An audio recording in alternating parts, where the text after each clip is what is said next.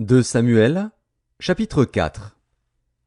Lorsque le fils de Saül apprit qu'Abner était mort à Hébron, ses mains restèrent sans force, et tout Israël fut dans l'épouvante. Le fils de Saül avait deux chefs de bande, dont l'un s'appelait Baana et l'autre Récab.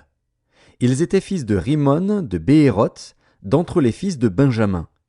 Car Béhéroth était regardé comme faisant partie de Benjamin, et les Béhérothiens s'étaient enfuis à Githaïm, où ils ont habité jusqu'à ce jour.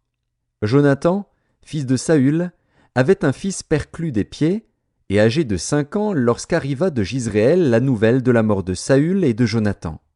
Sa nourrice le prit et s'enfuit, et, comme elle précipitait sa fuite, il tomba et resta boiteux.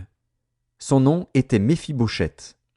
Or les fils de Rimon de Béhéroth, Récab et Baana, se rendirent pendant la chaleur du jour à la maison d'Ish-Bosheth, qui était couché pour son repos de midi. Ils pénétrèrent jusqu'au milieu de la maison, comme pour prendre du froment, et ils le frappèrent au ventre. Puis Récab et Baana, son frère, se sauvèrent. Ils entrèrent donc dans la maison pendant qu'il reposait sur son lit dans sa chambre à coucher. Ils le frappèrent et le firent mourir, et ils lui coupèrent la tête. Ils prirent sa tête, et ils marchèrent toute la nuit au travers de la plaine. Ils apportèrent la tête d'Ish-Bosheth à David dans Hébron, et ils dirent au roi: « Voici la tête d'Ish-Bosheth, fils de Saül, ton ennemi, qui en voulait à ta vie.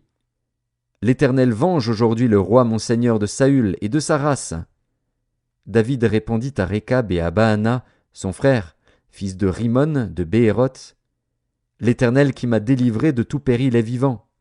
Celui qui est venu me dire: Voici, Saül est mort, et qui croyait m'annoncer une bonne nouvelle, je l'ai fait saisir et tuer à Tsiklag, pour lui donner le salaire de son message.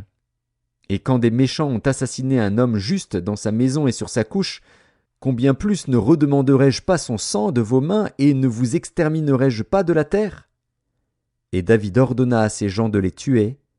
Ils leur coupèrent les mains et les pieds, et les pendirent au bord de l'étang d'Hébron.